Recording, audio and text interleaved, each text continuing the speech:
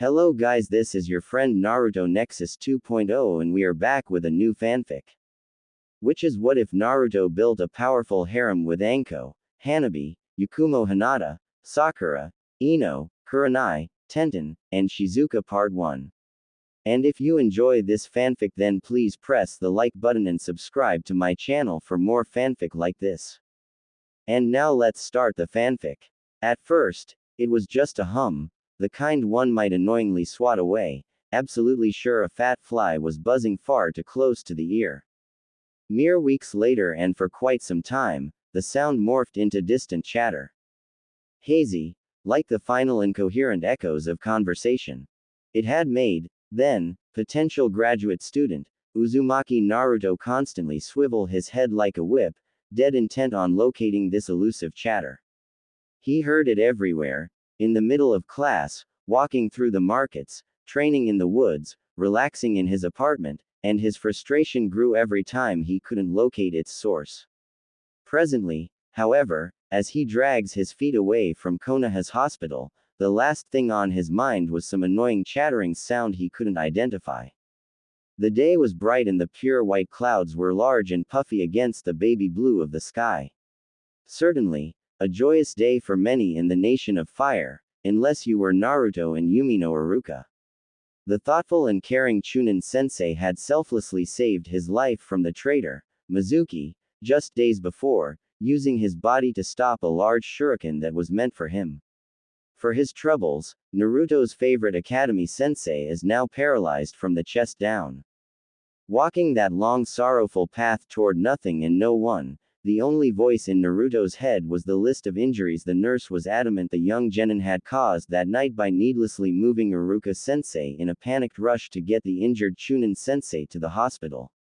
Because of your carelessness, the nurse yelled, his spine, spinal nerve roots, intercostal nerves, ribs, and lungs were extraneously damaged. Because of you, he'll never have a career as an active Konoha shinobi again. He'll be lucky if he can ever walk again.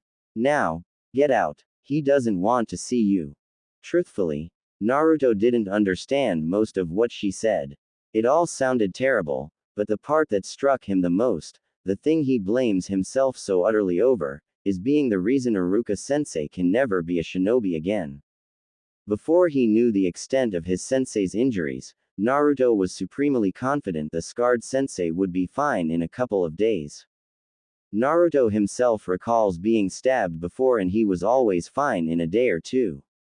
He had been so excited to visit the Chunin to show off his brand new Hitai-8, to regale him with how they passed Kakashi sensei's bell test, only to be yelled that Iruka sensei doesn't want to see him. The difference in walks to and from the hospital is like a moonless night and a pleasant day. Why wouldn't he be fine? He was supposed to be. Naruto can't help but think. That shouldn't happen to good people. Lamenting over the grievous injury of his single mentor, his fourth special person after Ji-chan, Tsukiji, and Ayame, he unknowingly found himself on the best spot overlooking all of Konoha. Admiring the robust village, now cognizant of why the majority hate him and the thing inside him, it only fueled his need to make things right again, to desperately fight this horrible feeling in his chest from festering. Gigi had taught him long ago that nothing changes if you stay unhappy about it. Smiling is contagious because happiness is contagious, Naruto recites, recalling Hokage Gigi explained to him after another crowd had hurt him. When we are happy, people can feel that energy, and it can make them happy in return. That is why I think the best weapon against hatred and loneliness is love and friendship. The old man would smile happily at a frightened 5-year-old Naruto, and Naruto, though sad and confused, couldn't help a small smile spread his lips. From that point on, Naruto grew to understand the old man's words with every passing day, and tried to fight the village's animosity with his best smiles and goodwill. If I became the best shinobi in the village, and then the best Hokage of all time, I just know Iruka sensei would be happy, Naruto mentally declares as if combating the guilt within with his sheer determination. He may not be the smartest shinobi in class, but even he knows the steps to take Gigi's white hat, work harder than anyone and protect your village. I couldn't stop Mizuki Tem from hurting Iruka-sensei, but I won't let anything bad happen to sensei again. I know it. Nah. Rut. Oh. Naruto whipped around, hopping on his feet, looking for whoever called his name. It was faint, wispy really, but he's certain he heard it. Hello. He cautiously calls. Who's there? There's no response. After a few seconds of silence, Naruto straightens up from his guarded stance. Confident it must have been his imagination, he hops off of the Yondaime's stone visage to train, to make Iruka-sensei proud. Team 7's first meeting as an official Konoha squad isn't until next week, and with clenched fists, he's determined to be the best one in it. It won't be for nothing, Iruka-sensei. Just you watch. He mentally pumps himself up as he dashes to his favorite training ground 28. It's a small thing compared to the better newer training grounds, or the older revered ones nearer to the center of town, but it's less likely to have any shinobi already training in it. Using rotting, weathered targets hanging from various branches of several trees for his shuriken and kunai practice, he concentrates on attempting 6 simultaneous shuriken throws. He's gotten fairly good at throwing 2 shuriken per hand with decent accuracy, but 3 per hand is frustrating him to get right. As he's just about to release the spinning missiles, he hears it again. Naru. 2. It's louder, seizing his muscles for a split second and breaking his concentration, scattering his precious few throwing stars everywhere but on target. Ua. WH, who's there? Naruto yells out, searching desperately around, in shadows, in the canopy above or bushes below, extending his senses for any sound that's not of nature. Whoever it is better come out now or I swear I'll make you eat dirt. He adamantly yells with a pointed finger. No one comes out. It was silent, unnerving, and he was still and rigid for a solid 5 minutes. He nearly relaxes his guard when he heard it again.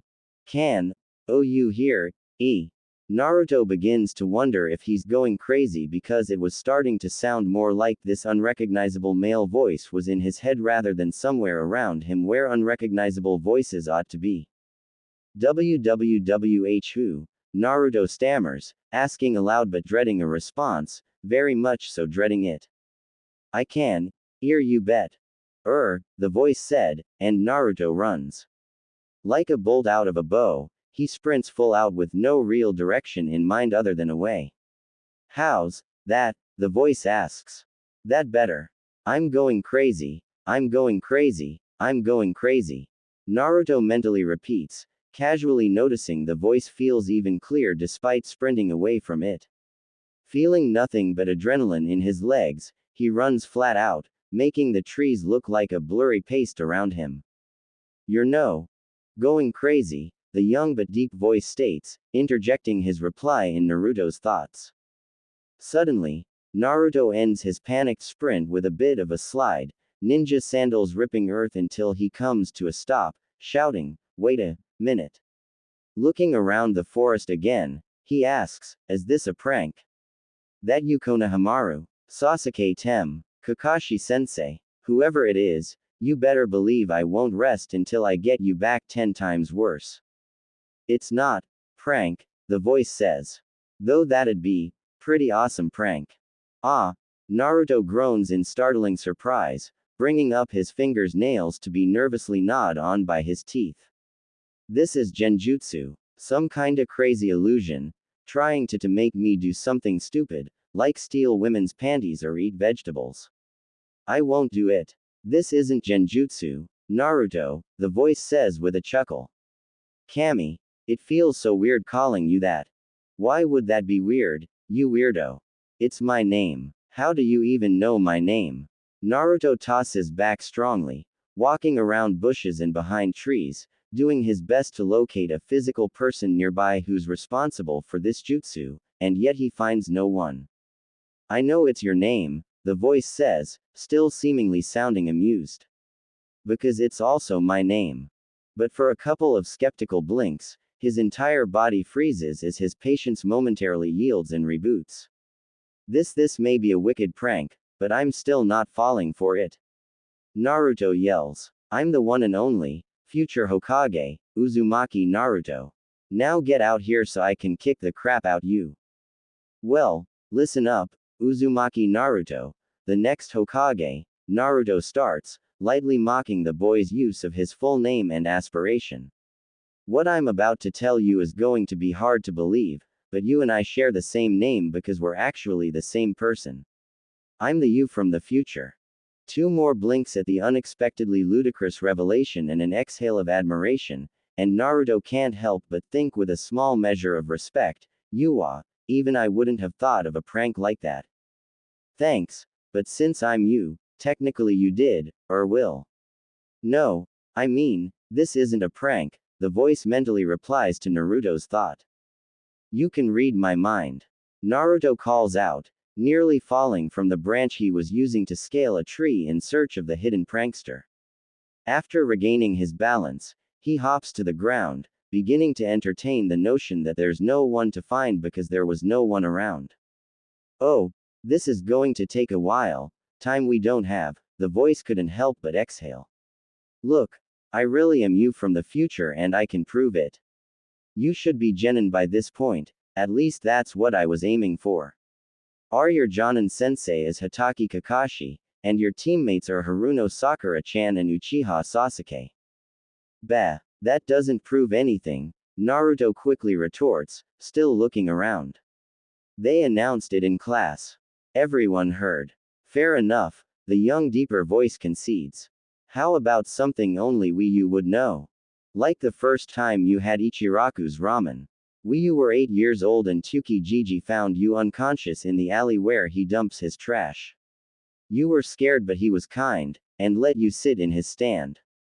Ayame bandaged you up while Tsukijiji made you a bowl of pork and beef ramen. We knew instantly, outside of Ji-chan, he was one of the few safe adults in the village. And Ayame was just as awesome. Who else could know that but us?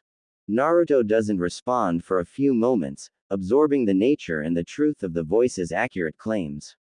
He did meet Tsukijiji and his daughter when he was 8. The civilian adults stopped attacking him long before that, but teenage bullies were another matter entirely and would chase him down every time they spotted him. It's true no one would know what Tsukijiji and Ayame did. Wait. Naruto sluggishly speculates aloud. They would know. Gigi and Nei-chan could have told you. I mean, I doubt they ever would, but fine, the voice states. We're low on time, so I'll name a few things quickly. Stuff only we know. You first developed the Warok no Jutsu, sexy technique, because you noticed how girls are treated better and how much more attention they'd get. You found a box of barely legal and raw kunoichi magazines in the dump, peeped on girls in the bathhouses, and finished the jutsu in 6 months. Though wide-eyed in shock and red in the face, Naruto refutes nothing as the voice continues. You found your green goggles in the park by the academy. You stayed there for nearly 3 hours waiting to see if anyone would come back for them. When no one did, you kept it on your head in hopes someone might recognize them. You found a fat toad in that pond by the Hyuga compound. You became best friends and named him Gama-chan. Naruto can hear the levity in his voice all but disappear when he continues. We were really sad when some of the Hyuga kids killed him. That was a hard month, but while you were scavenging the dump, you found a toad wallet that reminded you of Gama-chan and kept it. Your shinobi tools were mostly scavenged from corpses in Training Ground 44. Everything else in your apartment is a hand-me-down, clearance sale, are found in the dump because nearly all the shops in the village make you pay more. You sent a letter to yourself when you first learned how to write because you never got any mail and you wanted to know what it felt like. Okay. Naruto finally said, calling an end to the voice's rather depressing tirade of his life. Whatever, I still don't think you're me from the future, but I'll hear you out. Start by telling me how awesome I become. How fast do I become Hokage? First, the voice interrupts, cutting off some of Naruto's excitement. You have to know I won't always be with you like this. Speaking to you like this isn't a constant thing. What I'm doing takes a lot of effort and concentration to keep up. I'll explain what that is next time.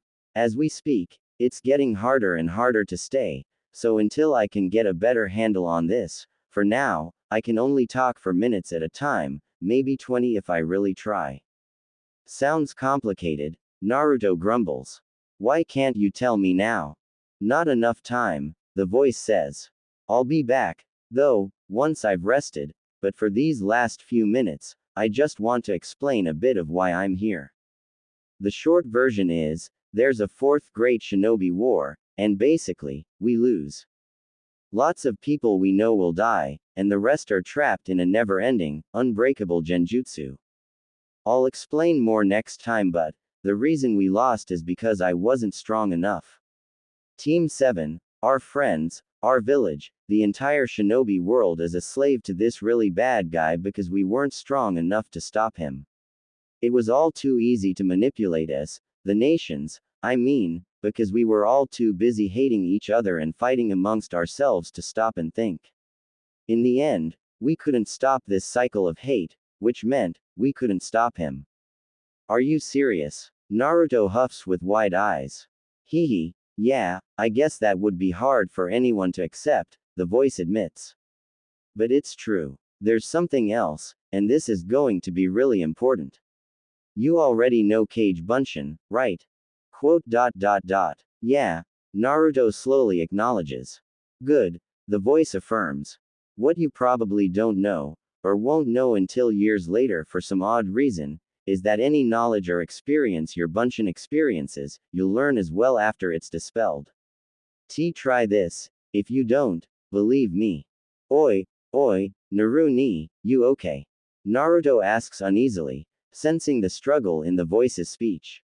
I only have seconds, Naru ni barely manages to get out. Make a Kage Bunshin. Make it talk to Tsukijiji, or Aruka sensei, somebody. Then, dispel it. You'll learn everything it learned. Quiet fills Naruto's expectation of further conversation. After several moments of silence, Naruto can't help but call out, "Nay, Naru ni. Naru ni, you still there?" Other than the wind breezing through grass, leaves, and branches, and the birds singing, Naruto is met with silence. Head tilting to the side, Naruto scratches his smooth hairless chin, pondering everything that's happened. He questions the merits of this complicated prank, if he can even call it a prank. Humming inquisitively against the rustling sounds of blowing trees, he slowly reflects on the voice and how it knew things about him that no one else could know. Naruto was fairly sure if the voice continued, it would have only mentioned more anecdotes about his outcast of a life, so, it's either the most elaborate prank in the history of pranks, or meh. Naruto shrugs, forming the hand seals for the Kage Bunshin. He's always been a practical guy, not that he wouldn't love the brains to think his way through problems, but the academy pointed out to him a long time ago he just wasn't smart enough for that kind of rational approach. What's more, he isn't really doing anything dangerous, or suspect, like how Mizuki tricked him into stealing the scroll of seals. Kage Bunshin no Jutsu. From a quickly evaporating puff of white smoke, 9 shadow clones of himself pop into existence. He said one, but whatever, Naruto mumbles, taking a commanding step in front of his troops. Alright, listen up. I want 3 of you to go somewhere. One goes to Ayame, one to Ji-chan, and one to Aruka sensei. Break into his room if you have. Just see him. You can dispel after that. With little more than a quick look between the 9, 3 immediately break off. How those 3 knew they were the ones, the original didn't know, nor care. What about us? One clone calls. The rest of you go to look for the shuriken I threw earlier. When you find one, leave it there and dispel. I guess I'll learn where it is. Yosh. The rest of the clones call, fists in the air, and Naruto watches them rush off to get to work, all the while shrinking a bit at what he's heard. It's not every day you're told the fate of the entire shinobi world rests on your shoulders, much less failed when it mattered. Lives of families, friends, strangers, ninja, civilian, and everything in between somehow are depending on him and he doesn't know why. Ji-chan is the strongest person he knows. Why wouldn't they rely on him instead? If for some absolutely insane reason, everything Naruto said turns out to be true, he can't help but compare it to Iruka-sensei. He failed to keep his sensei safe, even ended up hurting him worse in his great panic, and that was only one person. What Naruto is talking about is for the fate of everyone. Ji-chan, Tsukiji, Ayame-ne, Iruka-sensei, Sakura-chan, maybe even the people that hate him. Naruto can't see how everyone could depend on him like that. Wouldn't he just fail to keep everyone safe as he had his favorite sensei? Naruto felt restless, like he's been sitting for too long and itching to get up. All these questions he has no answers for is making him doubt himself. This has to be a prank. Naruto calls out. How could it not be? He thinks, when suddenly information, a memory, knowledge he didn't have of a lost shuriken he tossed somewhere in the woods, pops into his mind. It feels like a little strain pulling, like someone quickly ripping a single strand of hair from his head. As he takes in the entire memory, he questions how true it is, how real this is. His first step to fetch his newly recalled shuriken is interrupted with another flash memory, leaping into his mind, cause the ache on his brain to momentarily sharpen. Before too long, Naruto learns where all 6 of his shuriken went and has a headache similar to prolonged brain freeze for his efforts.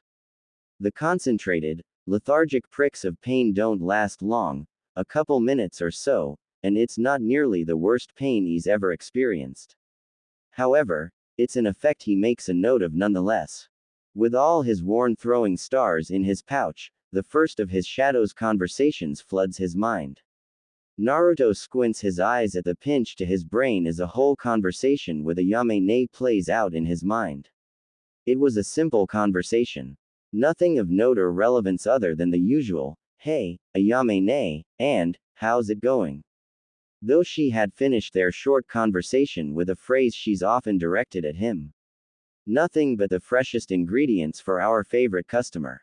No sooner had he thought that sounds just like her, did another memory materialize in his mind. He was in the Hokage Tower. He tried to see Ji-chan but his secretary had informed him that the Hokage was in a council meeting. That should be easy to double check, Naruto says to himself. Whether the voice knew about the meeting or not didn't matter. He himself didn't know about the meeting, so if there is, in fact, a meeting, the voice will have told him something about this jutsu that neither Kakashi-sensei or Ji-chan informed him of. He's not angry with them, but he certainly doesn't understand why they wouldn't mention this neat little trick. If he wasn't a serious shinobi of the leaf, he would certainly be planning the biggest chronicle of pranks for the year.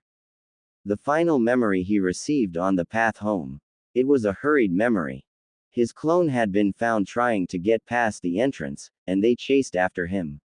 The majority of the staff may be talented in saving lives, but he's been chased for most of his. He managed to hold them off until he finally found Iruka-sensei.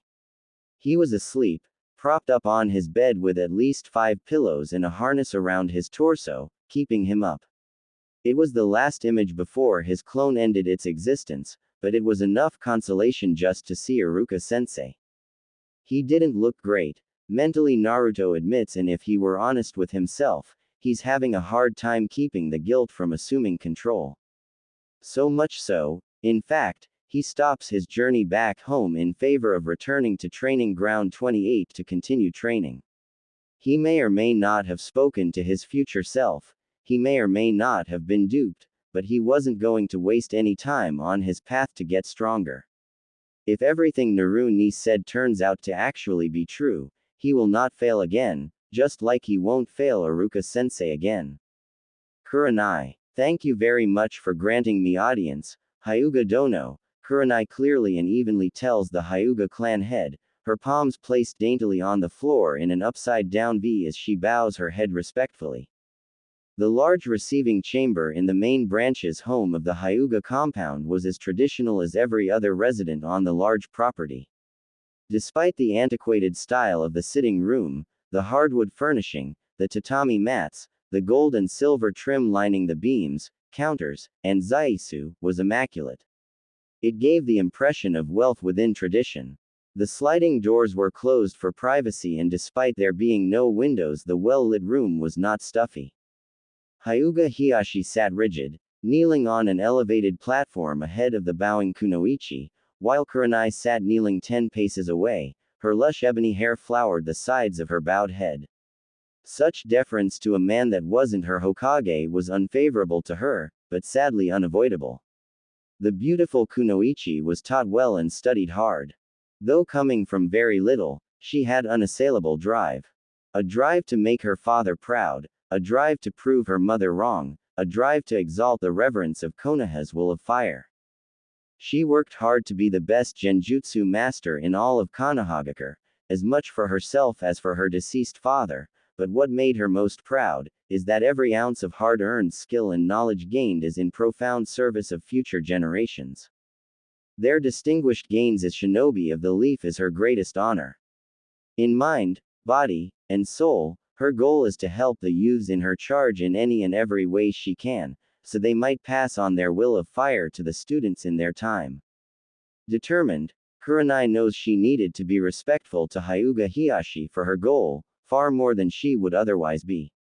In truth, she doesn't approve of the Hyuga system, but for her charge, she'll bow and give reverence to the arrogant slave owner, even if she'd much rather trap him in a hellish never-ending nightmare for the rest of his miserable life. You've declared this meeting was in regard to Hinata, Hiyashi stated in a deep, belittling tone nearly to the point of offensive. Speak. The man had little eyes of steel, the kind that would express the same amount of emotion to an infant as an enemy. He peered over her, exhuming nothing but vain misogynistic pride. Now that he's spoken to her, Kurenai raises her head to meet his brass gaze and address him. As you are no doubt aware, I am your daughter's Jonin sensei. You are not who I would have chosen were I given the honor of petitioning for recommendations, Hiyashi easily explained, as if his callous judgment on the choice of his daughter's sensei was beneficial to how Kurenai viewed herself. For her part, Kurenai didn't betray her ultimate goal for the growing ire toward the Hyuga head. Instead, she continued as if no insult was given. It is because of my inexperience that I wished to speak with you. It is why I've also spoken with the Aburame and Inazuka clans. Continue, Hiyashi commanded like he would another of his servants. Putting great effort in keeping her face neutral of any animosity swirling within her ample bosom, Kurenai continues, no less bothered than by a sunny day. I would not wish to violate any clan's laws, inadvertent or not, as I educate your heir. If there are any subject matters with regard to confidential Hyuga affairs you would prefer I avoid, I'd like to be aware of those boundaries beforehand so I can make the appropriate adjustments to my training regiment. I would also be grateful for any input you can offer me with regard to Hinata-san's training thus far and your hopes for her future progress. I wish to make up any lack of experience with a great amount of preparation, determination, and humility should outside counsel be helpful. I see, the Hyuga head states with spiritless interest. Your willingness to make up your shortcomings is admirable, no doubt serving you well in your short career, however, it is unnecessary and a waste of your efforts. A twitch of the skin between her brows is the only indication that she's taken aback by his words. May I inquire as to why that is? I have no doubt you'll soon learn Hinata has no talent as a kunoichi and is sorely lacking as the heiress to the Hyuga clan, Hiyashi easily answers the beautiful Jonin sensei. As a veteran shinobi and her father I can say, with regret, Hinata is a disappointment as a daughter, an heir to our great clan, and as you'll soon learn, as a kunoichi. I offer you words of caution, as a token for the appropriate respect shown here. Conserve your time, skill, and effort where my daughter is concerned. Save your consideration for the students who have real need of it. Before the death of Kurenai's father in the Kyuubi attack, he instilled in her the foundation her every decision, her every act, her every ambition draws strength from. Kurenai believes that the will of fire passed along to the rising youths of today is more vital to the village than the role of Hokage. After all, the Hokage is only one man. The will of fire is an immortal ideal that's lived on from generation to generation since the founding of the village. It was her absolute imperative to serve her village, her home, by instilling this value in those shinobi of the leaf that need it, Anko being a prime example of that. When everyone else shunned her, feared her, reviled her very name for her association with Orochimaru, Kurenai extended a friendly hand and honest friendship. A decision she's been happy with every day since. For the Hyuga clan head to disregard his own flesh and blood, and disrespect the future of this village to such an extent, Kurenai had to bite the inside of her red lips hard enough to draw blood to keep from losing decorum and failing her mission. She still had need of formal civility, and more than anything, she won't allow him his way. I understand your position, Hyuga Dono. Kurenai starts evenly if not slightly more sweetly than earlier. However, I've had the opportunity to witness her abilities and I am confident she can make a great addition to Konoha's forces. I am most grateful and honored for your advice, however, I have faith that Hinata-san will flourish in the future as a kunoichi, and if I may be so bold, as the Hyuga clan's heir. Your confidence gives me pause for concern, the pompous clan head drolls. If you've indeed witnessed Hinata's skill level and still claim that she will make a fine kunoichi of the leaf, then I question your competence. Hanabi has defeated her in every exchange. Not only does Hinata lack the acumen to master our clan's techniques and fighting style, but she has no resolve, no tenacity. Her spine is weak and her mind brittle. How the arrogant, high-born scum can say that about his firstborn daughter with a straight face, Kurenai will never know, nor care to understand. It's very clear to her this man has given up on Hinata's future. From everything she's heard, what she's been told, as well as watching Hinata herself, Kurenai certainly expected a domineering figure, imposing in his reproachful role as a founding clan of the village, but this goes far beyond Hinata's timid selflessness. Kurenai would bet everything she owns that this man hates his daughter, or at the very least, holds a deep grudge against her. She's certain there's a reason, an explanation of sorts, but at the moment, the why isn't important. Her decision is clear. She must take Hinata away from this man's clear psychological abuse if Hinata ever has a chance of reaching her potential and gain her will of fire. Soon, Hanabi will enter the academy, and exemplify the true strength of the Hyuga clan, Hiashi proudly states with even a hint of affection. As for your request, Hinata is capable enough to keep clan affairs to herself. You need no summary of her training thus far. It will not change her grade nor her fate. You may leave. Kurenai wasn't leaving. She was practically vibrating with conviction and with resolve, stating, I wish to make a request, if you would do me the honor of listening to my selfishness. He remained still as a statue, however, the rumbling groan she can hear from within his chest gave away his irritation. After some tense moments of stretched silence, his tense jaw responds, Speak. I wish to take Hinata-san as my live-in ward, Kurenai promptly responds with all the steadfast tenacity she could possibly imbue in her tone. She doesn't lack parental care, Hiashi grounds out, his ire quite clear in his tone. She does not need your custody. Regardless of the Hyuga's desire to end discourse, Kurenai is driven to continue. He father taught her to fight hard when it matters, as he did when the village was attacked by that detestable demon, so too will she against this one.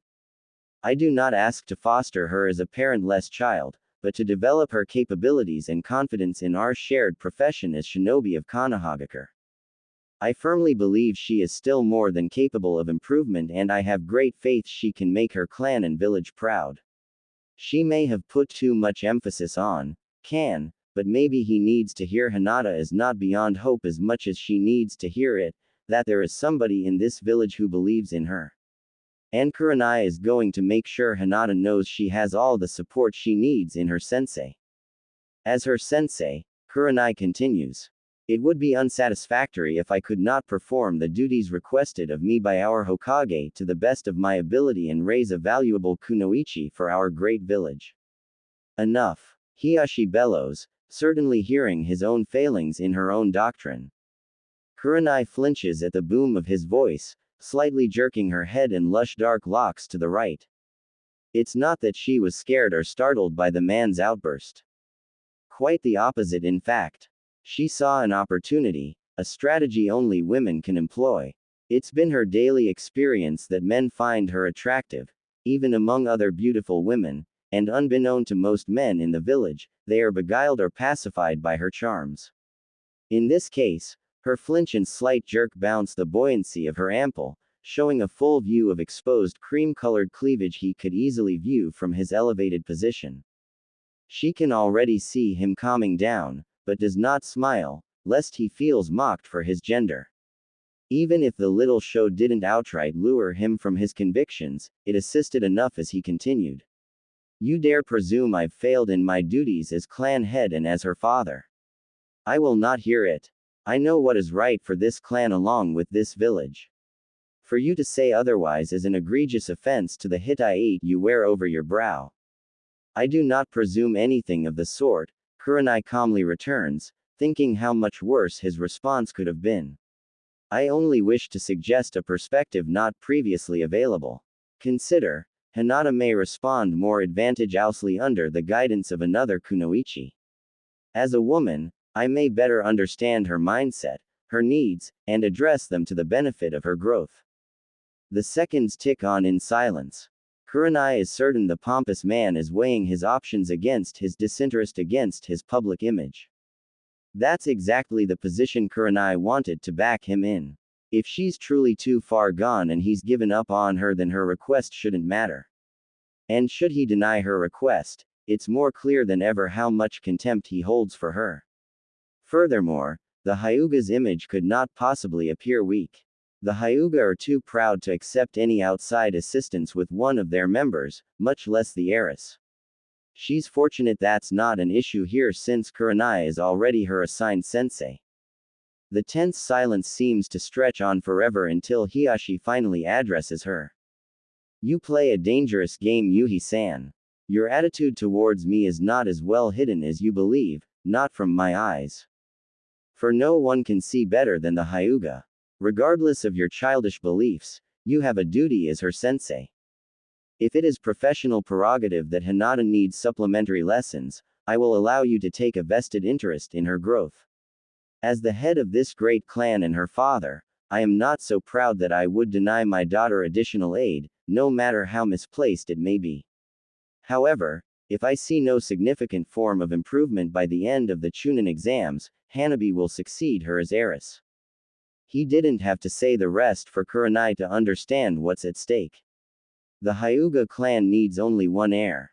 Like Hizashi before her, born only seconds after Hiyashi, Hinata too will be branded with the clan's cursed seal, despite being born of the main family branch, a fate no better than slavery by many accounts. You paint a lofty picture of my daughter, the man continued almost snidely. Let it not be said that I did not give you the opportunity to realize such passionate claims. It would be an undue waste to challenge the time stipulation, but she won't simply take such a concession lying down.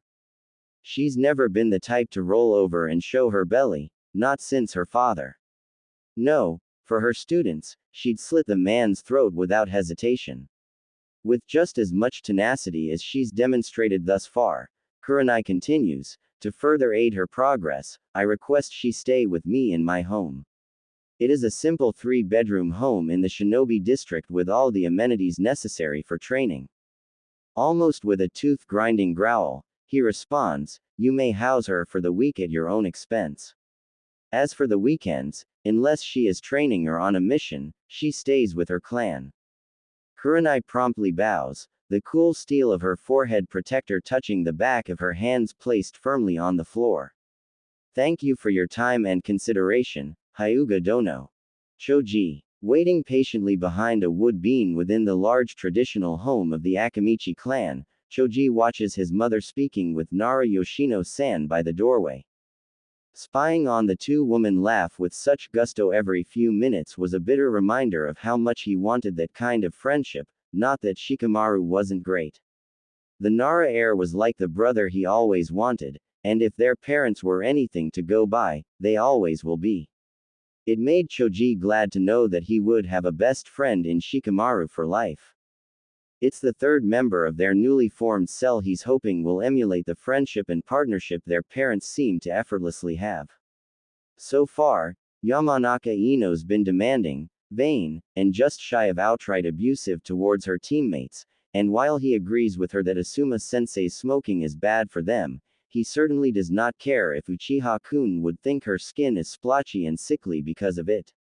Shikamaru explained that's just how girls are, but Choji's seen how their parents interact, so that can't always be the case. He'd spent a whole night making welcome to the team dango, 3 different flavored sticks for each of them. Asuma-sensei and Shikamaru accepted theirs gratefully, not quite as happily as he would have preferred, but certainly much better than Ino, who flat out rejected his gesture, yelling at him about her strict diet and how Uchiha-kun wouldn't appreciate a fat girl. He knew she didn't mean to call him fat, but it didn't hurt any less than when other kids said it. In fact, now that they were teammates, it easily dashed his hopes of forming the type of bond their parents easily share. Even Choji can see how pretty Ino is, and her figure is more feminine than the other girls, so he couldn't see how a few sticks of dango could really hurt. Watching the mothers in front of him conversing joyfully, he wondered if that could happen soon between himself, Shikamaru, and Ino. His mother suddenly lets out a boisterous laugh and hops on dexterous toes toward the product room connected to their large red brick kitchen. Choji follows her down the clean halls of their large house and can't help but ask his mother, Okawa-san, what does Yoshino-san want? Is it about the celebration barbecue? His mother slightly tilts her head towards him as she continues to walk forward, answering, no sweetie, that won't be until this weekend. Yoshi-chan just needed to pick up a pill is all. Walking through the large brick kitchen, feeling the wall of heat before a single step was taken, Choji generously asks, do you need any help? I can carry it for Yoshino-san. That's sweet of you to offer, but she'll be fine, his mother happily tells him, a bit of pride slipping in her tone.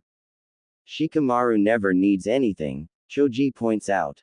Not too unlike his father that one, she answers as she moves to the safe in the product room. Choji never really took note of the safe, nor was he ever curious of the contents within. When his mother opened the steel security box, she watches his mother pull out a pill, unlike the 3 colored pills he's familiar with. It was slightly larger than even the red pill, but he couldn't help asking his mother, why is it blue? I've never seen that pill before. Closing the safe, and spinning the levers until it clicked, his mother stands at her full height. Eyeing the blue pill cautiously, she hums like she does when she's considering her words. The Akamichi clan aren't like the Nara clan.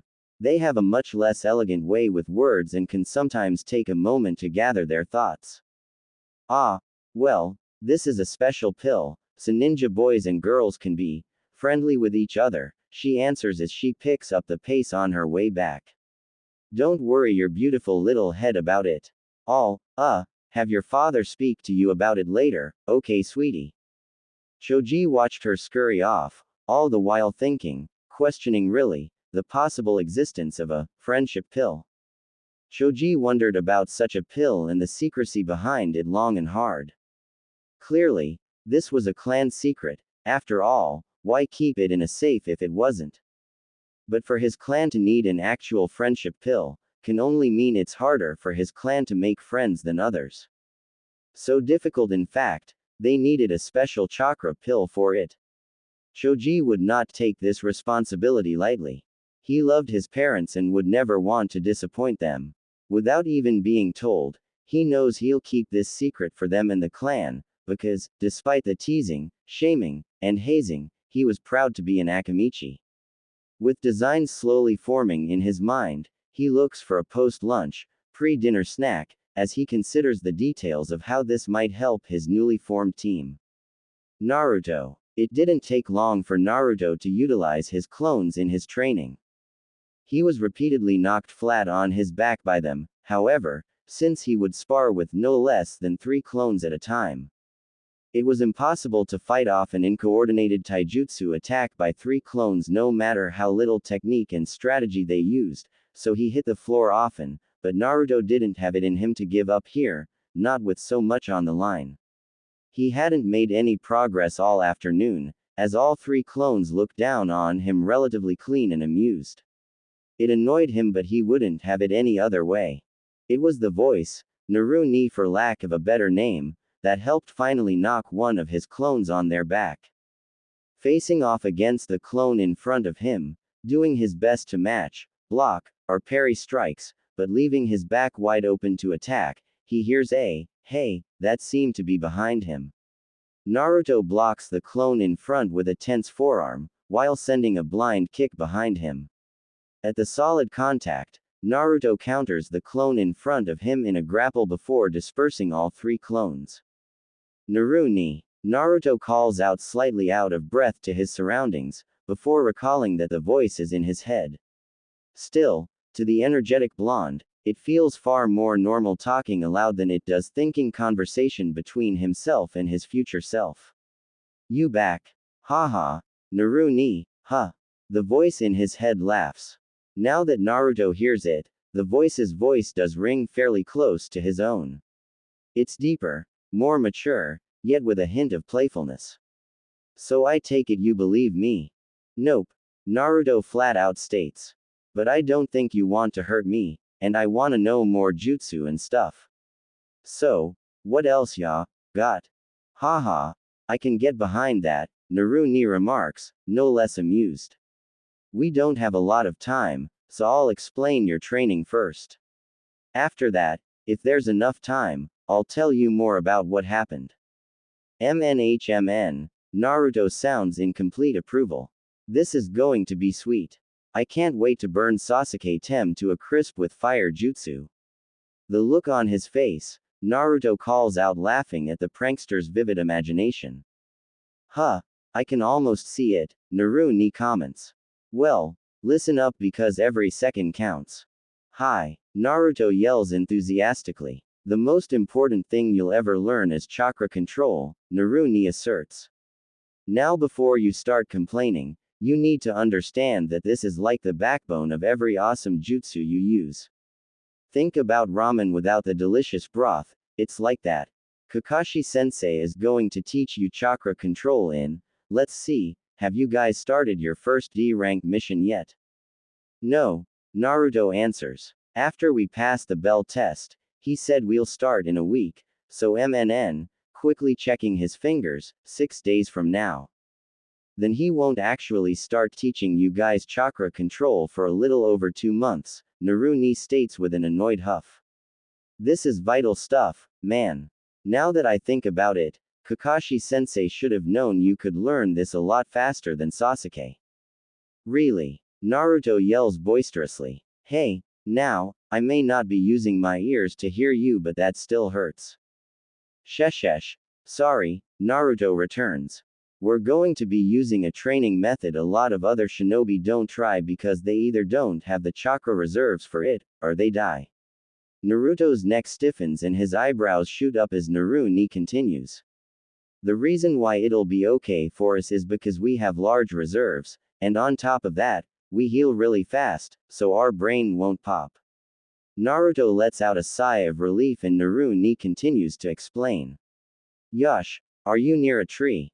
At Naru ni's behest, they move to a secluded spot deeper in the forest to train as the future Naruto explains the idea behind chakra control and how he can learn tree walking faster than anyone due to his Kage Bunshin. Well, not everyone, he corrects himself. Sakura-chan got it on her first try. She's got scary good chakra control. Alright Sakura-chan, Naruto bellows, taking a break as his clones kept trying to climb the tree, with very little success. I always knew she was special. She even beat the Tem. Yeah, she's got the best chakra control out of all of us, Naru ni fondly replies before seriously stating, you know, we're going to have to help her out. She may have wicked chakra control but her reserves are pretty low, and more than that, she told me a bunch of times how she wished she trained more seriously when she was younger. Yosh. Naruto quickly agrees with him. This is going to be great. When she sees how much stronger I am, she's definitely going to forget about that Tem and go on a date with me. I'm fired up. I don't think we can help her like that, Naruni sadly tells the blonde boy. Huh, why not? Naruto can only tilt his head up since technically there's no one to turn to. Answer me this, who does Sakura love right now? TCH. Naruto spits his answer, both of them acutely aware of the black-haired, self-proclaimed, Avenger. That's only because she doesn't know any better. Whether she has good reasons or not, it's still her choice to make. Just like no one can tell you who to love, no one can tell her who to love, Naruni slowly expresses. But that's not fair, Naruto calls out. He doesn't even like her. All throughout the academy, he barely looked at her. How can she be okay with that?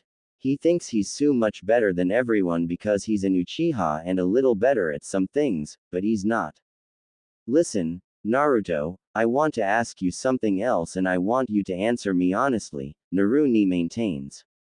Do you love Sakura-chan? Damn right I do. The boy quickly answers without a moment's hesitation. She's the best and the smartest, and even though she's not from a ninja clan, that didn't stop her from being the top kunoichi in our class. What's her favorite color? Naruni asks, pulling Naruto up short. When he couldn't answer, Naruni continues, I guarantee you it's whatever color Sasuke likes. Her favorite food is probably whatever Sasuke likes. From her style to what she eats, everything about what she does has Sasuke in mind. Naruto turns contemplative and uncharacteristically silent. They both are, but Naruni is the first one to grow anxious enough to ask, you still there? MNN. Why are you telling me this? Naruto whines. It's really bumming me out here. Sorry, Naruni sympathetically expresses. But the reason why I asked if you love her was because I already know you do. Then why? Naruto interrupts but is quickly interrupted himself. Because I'm going to ask you to do something you won't like but will be better for her. Huh. He tilts his head, lost as to what he means. Naruto, I want you to love her enough to help her get strong rather than trying to impress her to be your girlfriend or go on dates. Right now, she doesn't know how strong she can really be because she's doing everything for Sasuke. It's like trying to study when you can only think about ramen. Ah, Naruto quickly understands. It's impossible to learn anything like that. Right now, she barely trains, spends most of her time on her looks, or studying topics she thinks Sasuke would like. It would be better if she were training to get strong so she can protect those she cares about, but she's just not there yet, so we have to help her realize that quicker. Trust me, you think she's the best now, wait till you see her destroy a cliff with her fist. Ooh ah, that sounds absolutely perfect. She already has a wicked strong punch, Naruto happily says. So how do we get her there? I have a plan, but it all depends on you not pushing her with dates and stuff. I know that'll be hard since we've always loved Sakura-chan, but I promise you it's going to make her better. And later, when you see how proud she is of how awesome she is, you'll be happy you did this for her. If it's for Sakura-chan, I think I can do it, Naruto confidently states. If it'll make her strong, I'll do anything. Hell yeah we will, the voice eagerly agrees. Alright, now let's get back to training. We got a long way to go and I don't have much time left. Can you at least tell me how you're talking to me from the future? Naruto asks. You believe me now? Naruni jokingly asks. No, I just want to hear your explanation, as all, Naruto slowly reasons. Fine, but remember to keep this to yourself, Naruni ardently suggests. You go telling people you're talking to a voice in your head that's from the future, they'll call you crazy and commit you to the insane ward, if you're lucky. Got it? Naruto nods apprehensively. They probably wouldn't believe me anyway. Well, remember the unbreakable genjutsu I mentioned before? Naruni asks, to which Naruto tilts his head to try and recall. You know, the one that has everyone trapped.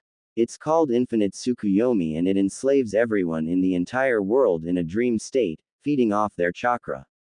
Naruto's face crunches as if tasking something horrible before asking, so why aren't you trapped in the genjutsu too?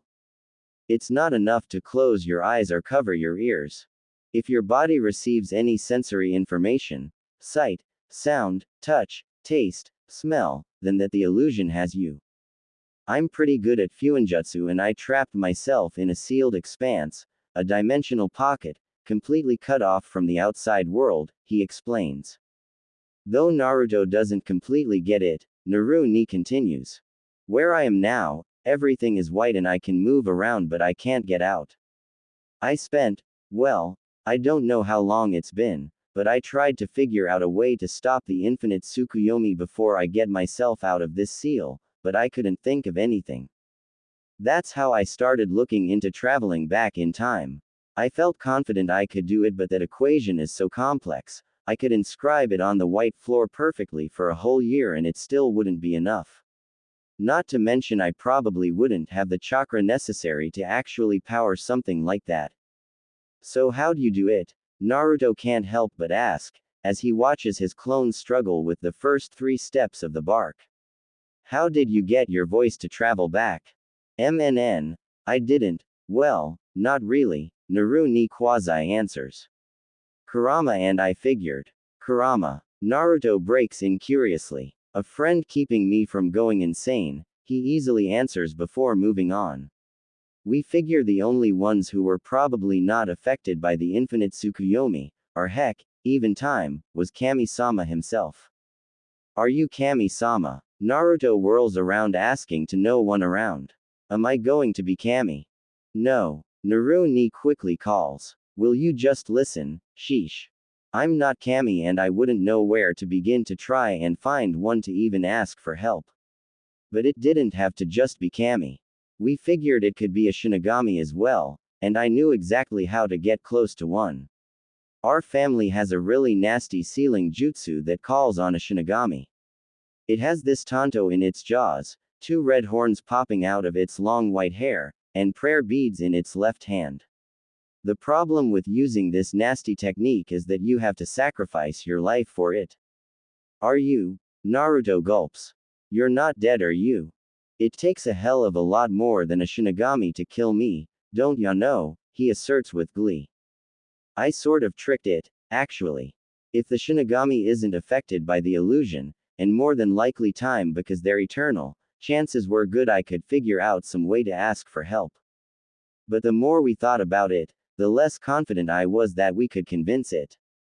But you know what? You and I have prayed occasionally, usually for amazing stuff like more ramen and fancy shinobi tools. Other people pray for all sorts of things.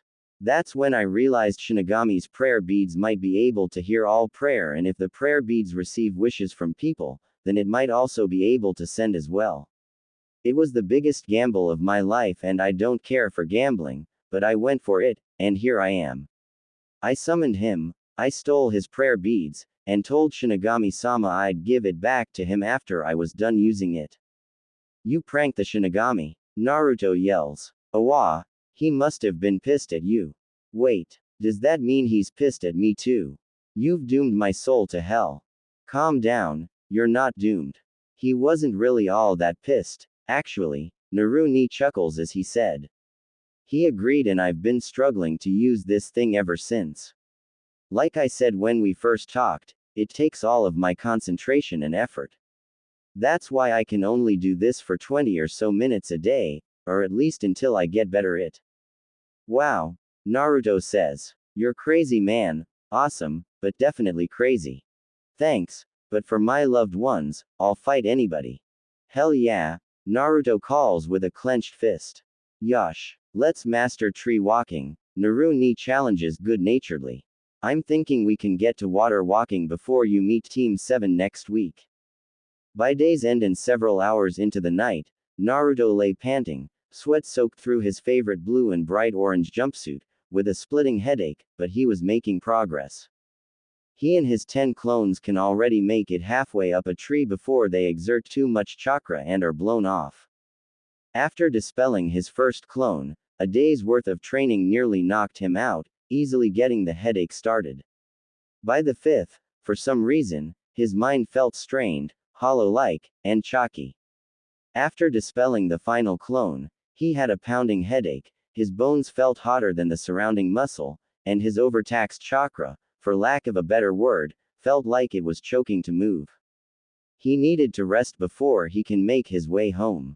Even the way the night wind pulled at his hair hurt, but the pain cascading throughout his body was worth it, not that he expected it to last much longer. Injuries never seemed to last long with him. Despite the labored breath of his comatose body, he felt happy. This was hard work. It's days like this that are the currency he needs to make his dreams of being the greatest Hokage ever come true.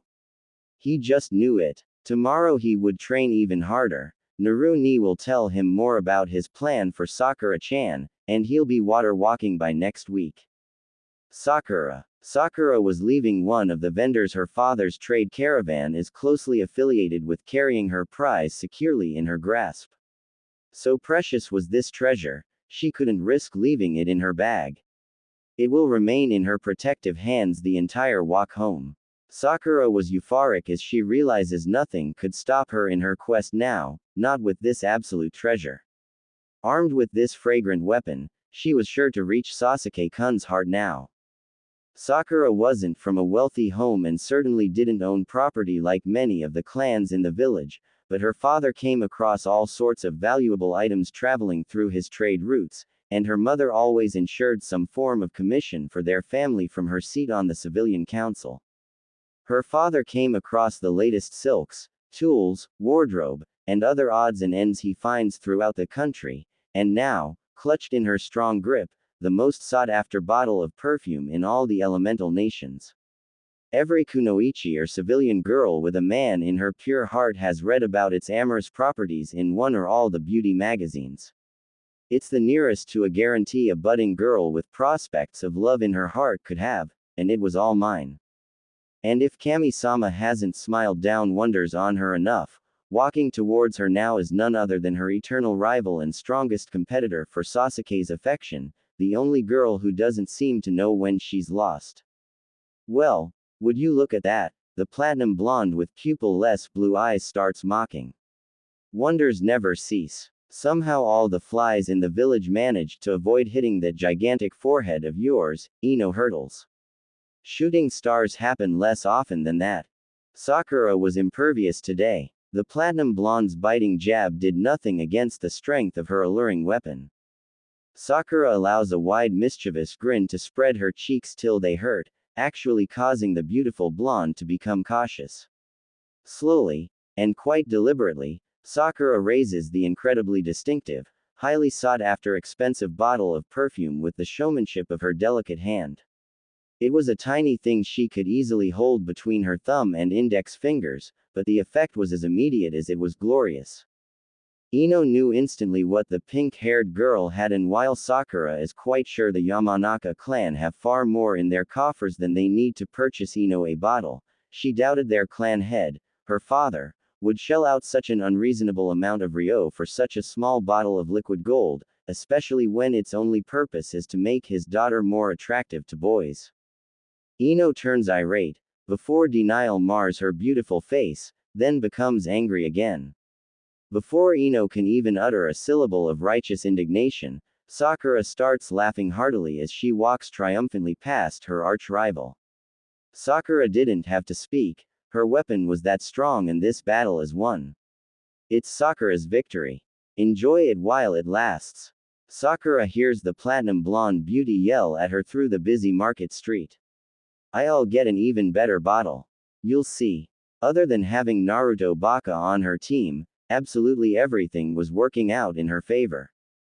Sakura hadn't seen Sasuke-kun since they passed Kakashi-sensei's bell test last week, so she was more than looking forward to seeing the perfection of his beautiful face and the amazement of his Kami-given ninja talent tomorrow. In her eyes, it was a foregone conclusion that he was a once-in-a-lifetime shinobi and no one could ever top him. She just had to make sure she looked perfect for him. After the tragedy he's been through, it's what he deserves after all. Eagerly running home, she couldn't wait until tomorrow. She absolutely needed to prepare, and the more time she had, the better the results will be. She had thought to spend some time training and honing her skills. After all, she was the top kunoichi of their class, but one look at her hair and she knew it didn't shine quite as vibrant as she knows Sasuke would like. One look at her nails, and though her profession as a kunoichi kept her from adding any color to them, she could still make sure they were perfectly manicured. Not that she knew if Sasuke liked properly maintained fingernails, but she couldn't risk disappointing him if it indeed mattered. Add to all of that, her new premium fragrance in hand, and there was no way he could ignore her tomorrow. Naruto. D-rank missions suck, Naruto mentally tells Naruni. Last week flew by in a hurried blur of training, strength training, eating ramen, hurting all over, sleeping, training some more, then repeat, repeat, repeat. It was the hardest week of training Naruto had ever experienced in his life, more so than his entire 6 years in the academy. It wasn't to say that he didn't try as hard in his school days, but the bits of progress he was making under Naruni was different than the scraps he could scrounge together from hard-hearted sensei who didn't seem to care about his education in the least. In his youth, when his school texts were stolen, they would never give him another one. When he didn't understand something, the senseis were always too busy to help him. He was even banned from the library. If Naruni ever turned out to be a fake, Naruto couldn't see himself becoming terribly upset about it. Naruni was teaching him in earnest, even if it was for only 20 to 30 minutes a day. The training was even tailor-made for him. Every day of the past week he spent most of the morning, when he managed to wake up before noon, practicing his taijutsu against 3 to 4 clones, as another 4 or 5 would be practicing chakra control. After he managed tree walking, he had 4 days to master water walking, and though it was much harder, by the end of last night's training, he and his clones were lightly jogging on the small lake in Training Ground 3. Soon after the throbbing head pain of dispelling his clones abated, he was giddy the entire trek back to his apartment. Naruni pushed him, not cruelly but because he cared, and it was worth it. Even when Naruni was resting from using the prayer beads and couldn't coach him, Naruto gave it his all. He may not have experienced the things his older counterpart had, but thinking about Iruka-sensei, it wasn't hard to imagine. By the end of the week, Naruto definitely believed Naruni. He believed that this was his future self talking to him, training him, as well as the story he told. It also meant that something stronger than even his future self would be coming in a few years, and he absolutely needed to be the one to stop it. It wasn't all doom, however. Naruni would tell him other interesting things, how he has really high chakra reserves, tenketsu points that were larger than normal, followed promptly by what tenketsu's points are, his elemental affinity type and how it's used. As a physical learner, Naruto has yet to fully grasp most of the information explained to him, but Naruni doesn't seem to have a problem repeating something or trying to make it easier to understand. Yeah, I wasn't a fan, at all. Naruni responded. How long are we supposed to do D ranks for? Naruto mentally asks him as he and the rest of Team 7 exit the Hokage Tower. A heck of a lot longer than you'll like, the older version answers. Have you been dismissed yet? Tilting his head to look at his Jonin sensei reading his little orange book, Naruto mentally answers, nearly. Don't forget the plan, Naruni maintains. I won't, Naruto sternly declares. If it involves tricking people, I'm pretty good at that. Though, usually it's to get back at someone or make myself laugh. Now we use that talent for a little bit of good, Naruni happily asserts. Yeah, Naruto groans, unhappily about the plan, and physically shrugging. Hey, how come you didn't tell me Kakashi-sensei was going to be 3 hours late? Ha ha ha, Naruto heard Naruni laugh. That's not cool, man. Naruto yells at him, looking and pointing upward. Nah, Naruto, Kakashi calls curiously. What's not cool? And who are you talking to? Naruto whirled around in panic before quickly trying to school his features, failing miserably at it. Aha. Well, I only meant, if we're done for the day, that stupid cat scratched us up pretty good, right? Sasuke and Naruto did most of the engagement, while Kakashi coordinated, and Sakura provided support. But since Sasuke doesn't heal as fast as Naruto, Sasuke was the only one with plenty of red claw marks on his arms and face. I'm going to shave that stupid cat's hair off and skin him alive, Sakura angrily announces. No one does that to Sasuke-kun and gets away with it. Nah, I was scratched too, Sakura-chan, Naruto weakly offers. So, she hurls back at the blonde before moving to Sasuke's side. I think we're done for the day, Kakashi tells his team. You all did fine work.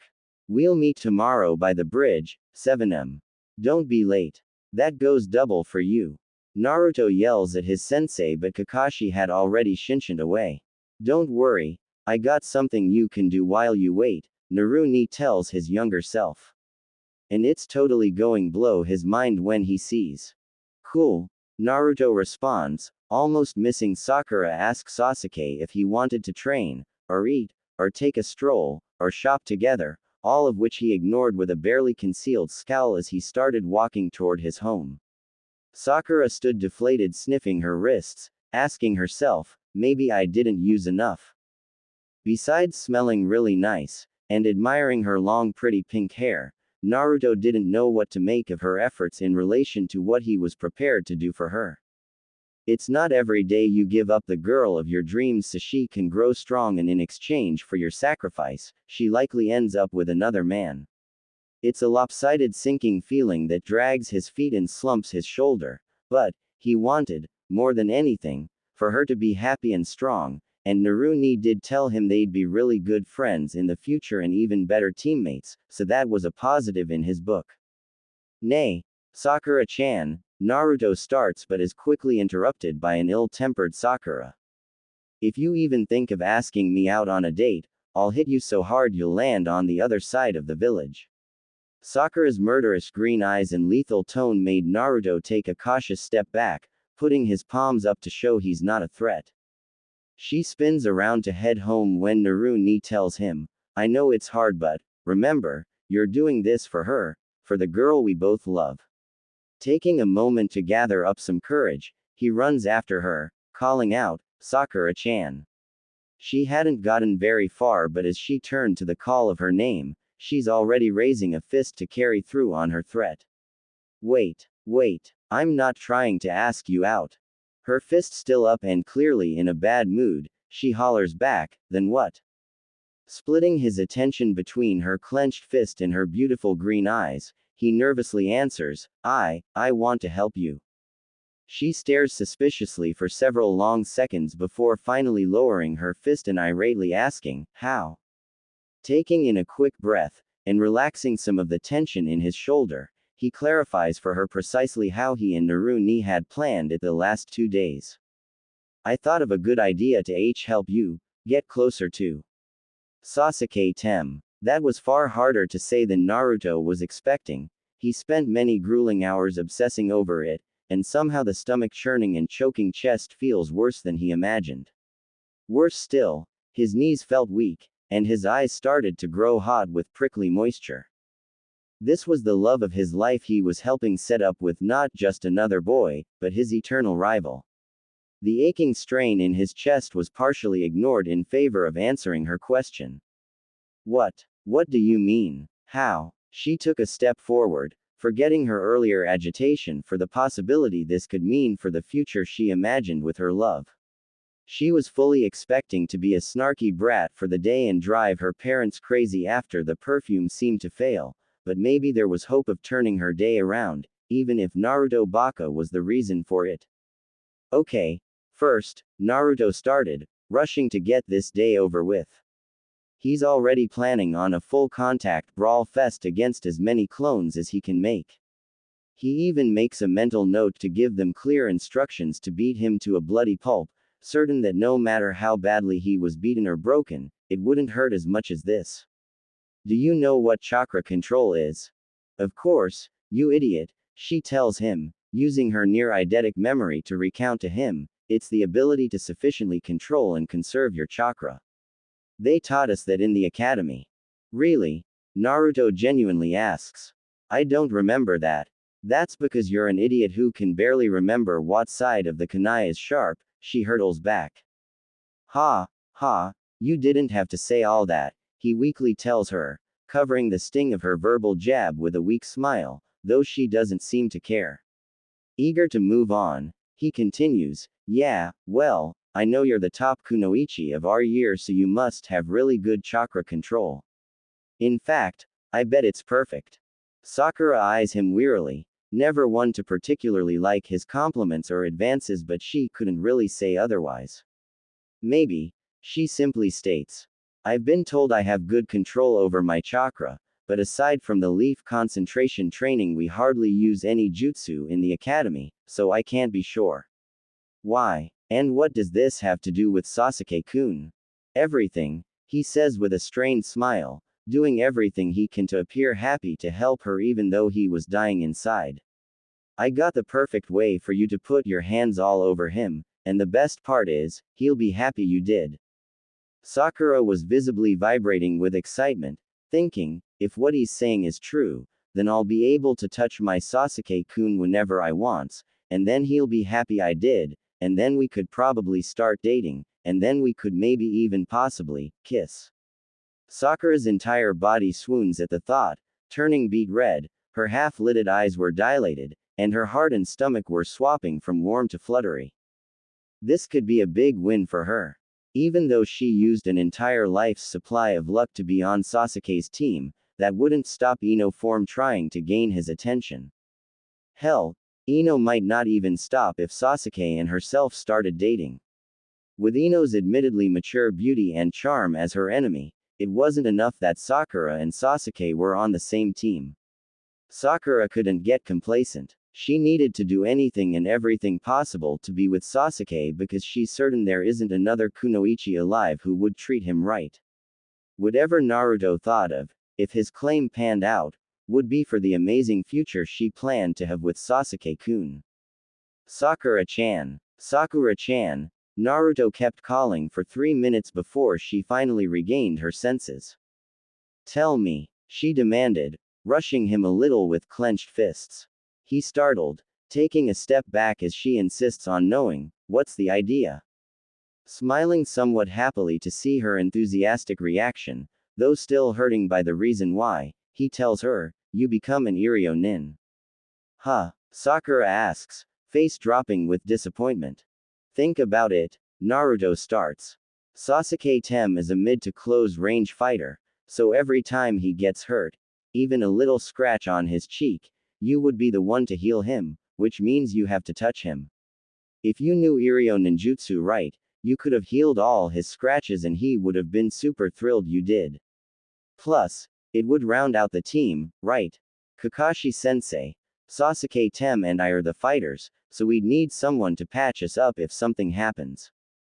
Sakura continued to peer suspiciously throughout his entire explanation, though the reason changed from how idiotic his idea sounded to Naruto Baka thought all of that after their first official meeting together. Besides, think of all the cool things they can do, like healing people who are hurt and saving lives. With your control, you could be like the best healer in all of Konoha.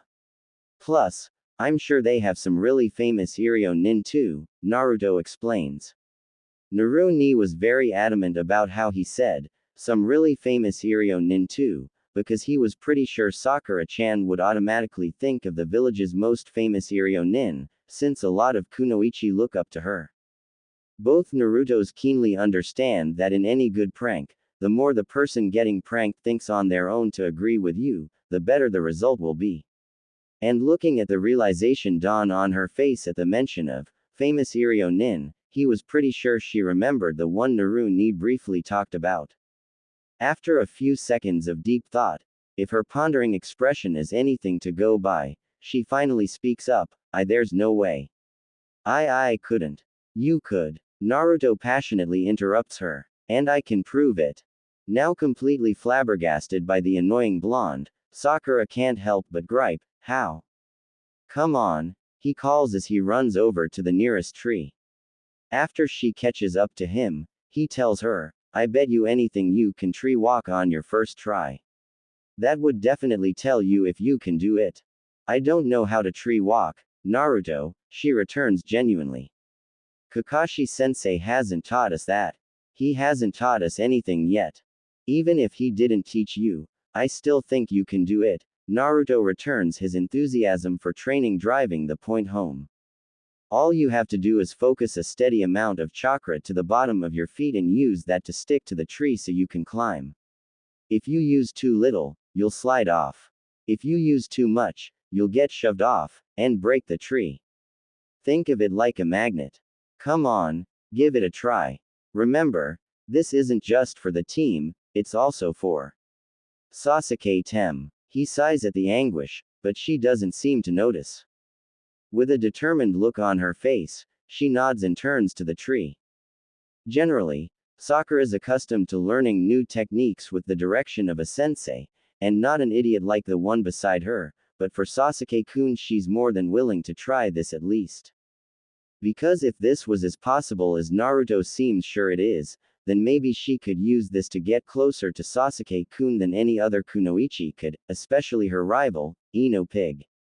Molding her chakra has always been as easy as stretching, and she effortlessly manipulates the flow of energy to her feet. Her first step is a tentative one.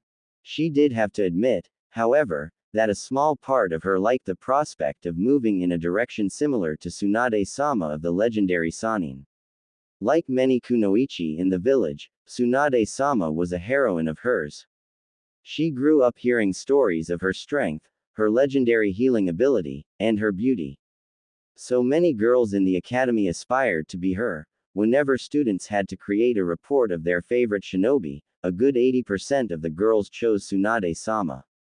So when her first step stuck, easily, followed by her second step, also as easily, Sakura began to wonder how well she may actually be able to do. With her third step, she was completely parallel to the ground but felt no danger of falling. She was in complete control, and honestly, a part of her couldn't believe it. Way to go, Sakura-chan. She hears from the ground beneath her. Another part of her couldn't believe Naruto was the one who led her here. He's not a sensei, nor is he smart, or talented, he's the dead last of their class, and yet he urged her to tree walk before anyone else. When she made it to the top of the tall tree, she was a little winded, but funny enough, she was proud. Not that this was anything to be proud of. She knows this is only a first step many shinobi can easily do, but, to know she was now among them, gave her a small sense of pride. Reaching the ground, Naruto couldn't help the huge grin on his face as he proclaims, I knew you could do it. On your first try too. That's so badass. Yeah, she huffs, winded but mildly enjoying the praise, even if it is from the baka. She leans against the tree to rest some. Are you okay? He asks with a heavy amount of concern in voice. She had small chakra reserves in the beginning, Naru-ni answers him as Sakura just waves him off to say she's okay. You probably have low chakra reserves, Naruto sagely repeats to her, making Naru-ni laugh a little. Sakura looks at him questioningly as Naru-ni tells him, I think she's on board. Now you have to talk to Ji-chan. I remember, Naruto mentally replies. I'll probably disappear before you're done, so let me just explain what you're going to do every time Kakashi is late, which sucks to say, will happen all the time. Do you know why that is? Naruto asks. I mean, why he shows up late. I do, but I can't really get into that now, Naru-ni proclaims. Next time. So, what am I doing? There are a couple of exercises that'll help you master your futon chakra, Naru-ni sagely explains. There are so many badass jutsu that you'll be able to learn after these exercises. It'll be super hard to beat you then. Naruto moans, salivating at the thought, and finishes with, I want. Want? What? Sakura slowly asks from the tree, before pushing off to walk to him. Nothing. He quickly tells her, remembering he's not alone. I think we should start walking to Hokage Tower. What? Why? She gasps, not at all expecting Naruto to say that. "'Cause, I think Ji-chan can help us," Naruto earnestly responds to his pink-haired teammate. With an exasperated sigh, Sakura begrudgingly decides to educate him. "Naruto baka, we can't just walk into Hokage Tower like that. Everyone there is extremely busy." "Don't worry," he tells her, already starting to walk. "It'll be fine. Besides, you need some intro stuff to be Iryo Nin." "Well, why can't we just get them from Kakashi-sensei?" she asks, running after him. "He's not here and I don't know where he lives," Naruto naturally tells her. "Do you?" She just shakes her head, her beautiful long pink hair flowing easily with every shake of her head as they walk toward the tower they had left only 20 or 30 minutes ago. So, Naru ni starts as the teammates walk in silence. The exercise goes like this: you take a leaf, any leaf will do, place it flat on your left palm, cover it with your right palm, then try to cut the leaf in half using just your chakra. "That sounds crazy," Naruto returns. "Can I really do that?" "Hell yeah you can, and so much more," Naru ni answers with complete confidence. "When you're trying to cut through it, that's when you're manipulating futon-natured chakra through your hand. Try to think of it like making your chakra as thin and as sharp as possible. Don't worry if you don't get it right away, it took me a while and I had thousands of clones doing it at the same time. MNN, sounds tough, but it wouldn't be worth it if it wasn't," Naruto reasons. "So do this when Kakashi is late. Should I make clones while I do it too?" "Men, not yet," he answers. "I want you doing something before he eventually shows up. Though, you probably ought to make some clones in the morning and have them practice water walking while you wait.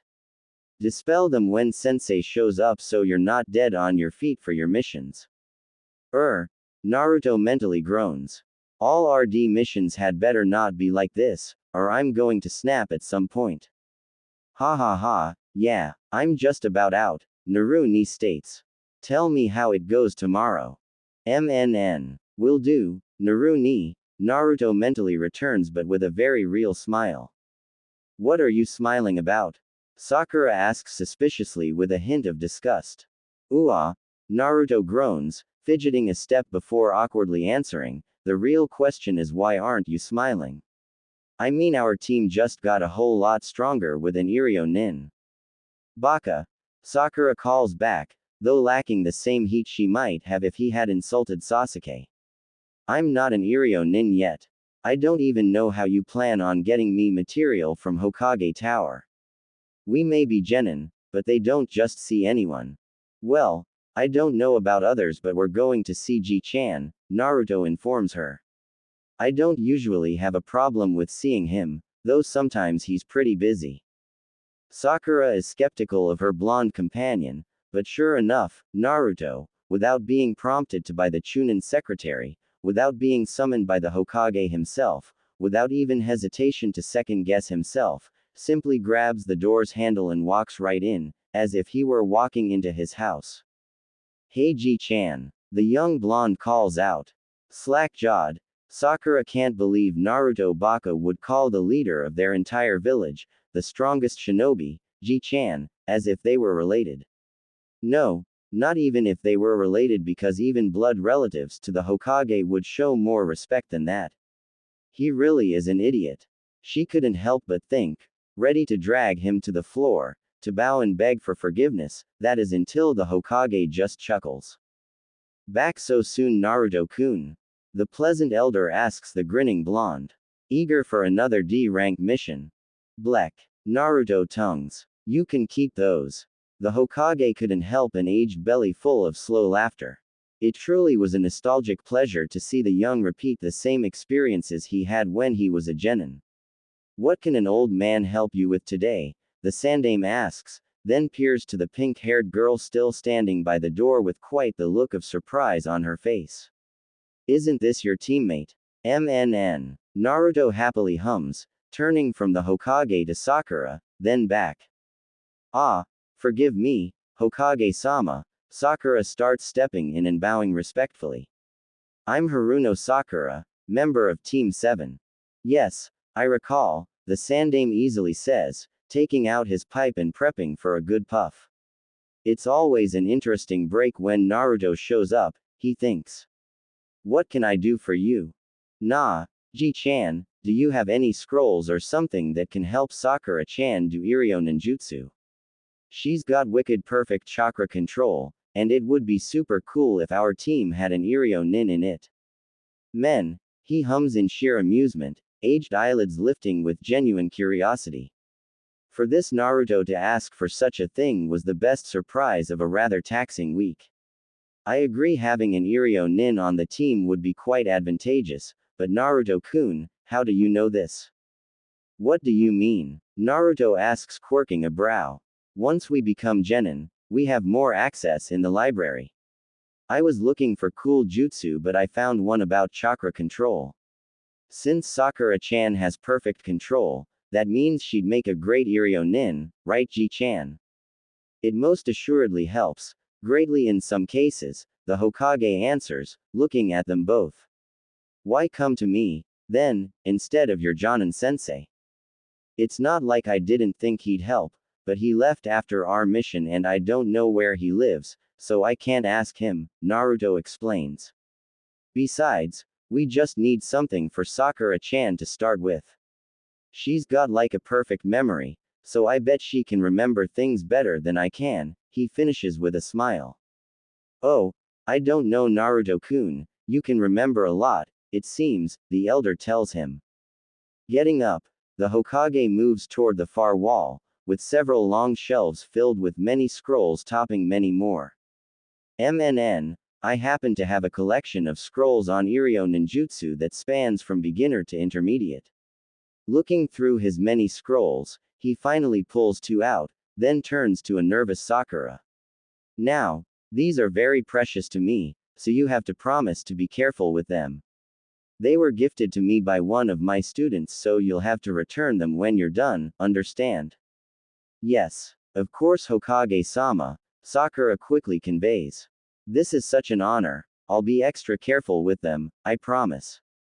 She cautiously takes the scrolls with both hands supporting each end as if she were holding a sickly baby.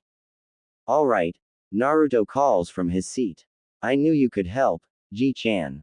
So, how's your training coming along Naruto-kun? The elder asks, retaking his large seat. I'm going to be the greatest Hokage ever.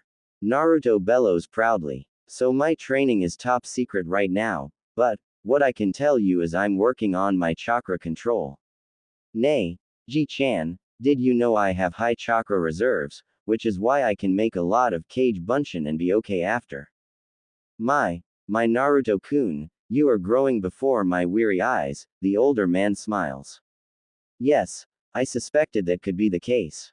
You should continue to train on your control, so you can finally take my job. Damn right I will. Naruto agrees vehemently. Speaking of, I should get back to work, the sagely elder tells them. Thank you for entertaining an old man for a few minutes at least. Any time, Naruto calls and they start to leave, but Naruto has to pause at the door. Turning to his first ever friend, Naruto asks, Nay, Ji-chan, do you know if Iruka-sensei is okay? They won't tell me anything. They won't even let me see him. I'm afraid I can't release his medical information, however, I can tell you he will live. And if they won't let you see him, just remember, you're ninja, and ninja always find a way. Thinking of his future counterpart, Naruto can't help but agree with a sad smile and a nod before leaving. Meeting Sakura just by the outside entrance, still carrying the scrolls like precious treasure, he immediately recalls how all this started by trying to help her win Sasuke's attention. On top of Iruka-sensei's injury, and now effectively giving Sakura-chan to another man, Naruto was not having a good day. He grumpily dumps his hands in his pockets as she cautiously walks up to him, half her attention on the scrolls and the other half on him. I thought you left. I did. I am, she huffs. I just wanted to ask you, you're not related to Sandaime-sama, are you? Wah. No. He throws back. Why would you think that? You were calling our Hokage, Ji-chan, she adamantly states as if it's the most obvious thing. That is so disrespectful. He's the leader of our village and a very powerful political figure, she loudly retorts as if he only needed to be told louder for him to get it. I've always called him Ji-chan, Naruto returns with a non-committal shrug. That's just. I don't know, that's how I normally talk to him. Further confused, she follows up asking, how often do you talk to the Hokage? MNNNN, he hums, tilting his head up to the bright blue sky, thinking back. More so when I was younger, but I'd say at least twice a week, now. Sometimes once every 2 weeks if he's really busy. You're lying. Her instant reaction quickly says. Wah, I'm not. He defends, his brows furrowing in disbelief rather than anger. He can stand a lot, but he doesn't think his own teammates should call him a liar. I wouldn't lie about that. You have to be. She throws back. He's the Hokage and you're nothing but a dead last baka. The shock could not be clearer on his face, one that quickly transforms into sad resignation. That's just another layer to the type of day he's having. He woke up late for the meeting, but his own sensei was over 3 hours late. Then there was that Kami awful D-rank mission, followed by this gut-wrenching plan to help the love of his life win the heart of another man, and now this.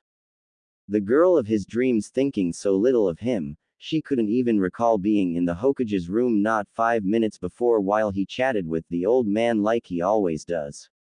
The idea of crawling in the earth and dying seems nearly as appealing as training, nearly. The silence between them is stifling for several moments before he says, if I'm going to give you a lot of practice healing the Tem, I better go train. And train he did. While his clones worked on his chakra control, Naruto runs, trains his muscles, then runs some more, and repeats. Hours and hours of it, until his stomach had twisted itself into a tight knot and threatened to eat itself if he didn't get some ramen.